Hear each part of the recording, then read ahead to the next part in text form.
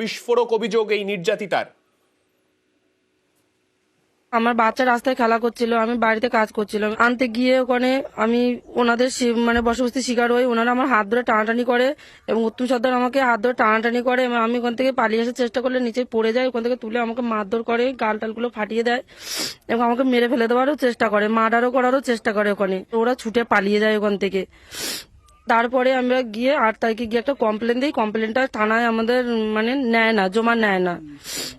দিয়েছিলাম যেটা আমাকে মেরেছে কিংবা এর আগে আমার সাথে খারাপ ব্যবহার হয়েছে সেই বিষয়ে দিয়েছিলাম।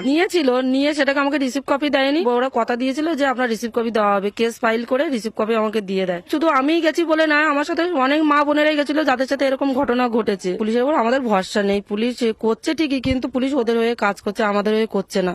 আজ পুলিশ যদি ওদের হয়ে করতো আজকে আমাদের বাড়িতে এসে ভাঙচুর করতো না, এরকম করে আমাকে মার্ডার করার চেষ্টা করতো না।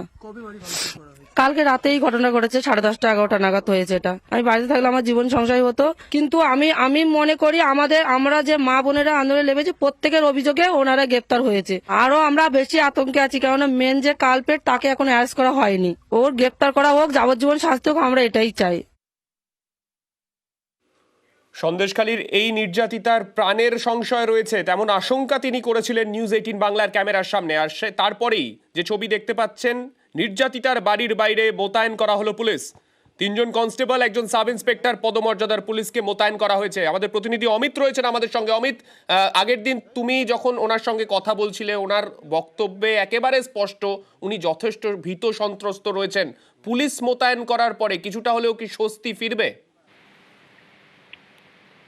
দেখো, গতকাল তার যখন যে বক্তব্য অভিযোগ ছিল সেই অভিযোগ থেকে যথেষ্ট তিনি আতঙ্কিত এবং প্রাণ সংশয়ের একটা দিকে তৈরি হচ্ছিল। তিনি সেই অভিযোগ কিন্তু করছেন এবং তার অভিযোগের ভিত্তিতেই পুলিশ সুপার তাকে বলেছিলেন যে আমরা প্রয়োজনীয় ব্যবস্থা নেব, প্রয়োজনে তার বাড়ির সামনে পুলিশ মোতায়েন করব।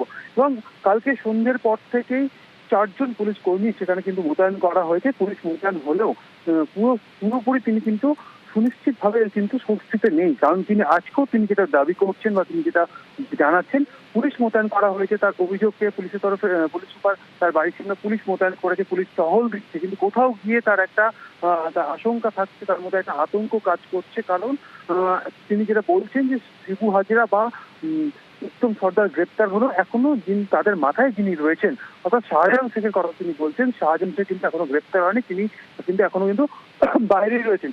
সেই জায়গা থেকেই তার একটা আশঙ্কা যে কোনো মুহূর্তে আবার একটা হামলা হতে পারে, কারণ শাহজাহান শেখ কিন্তু বাইরে রয়েছে। এবং আরো একটা তিনি আশঙ্কা করছেন যে যাদেরকে গ্রেপ্তার করা হয়েছে তারা কখনো না কখনো হয়তো জামিন পেতে পারেন, জামিন পেলে কিন্তু তাদের উপর আবার অত্যাচার হতে পারে।